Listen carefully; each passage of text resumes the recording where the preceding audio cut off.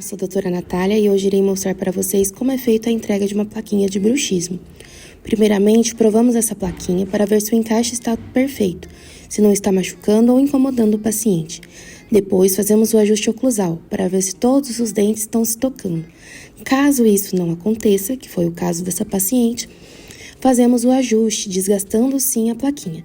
Depois, colocamos novamente a plaquinha em posição na boca e realizamos novamente esse ajuste. Caso ainda haja um toque maior em algum dente, desgastamos mais um pouco, até que o encaixe fique perfeito na boca do paciente.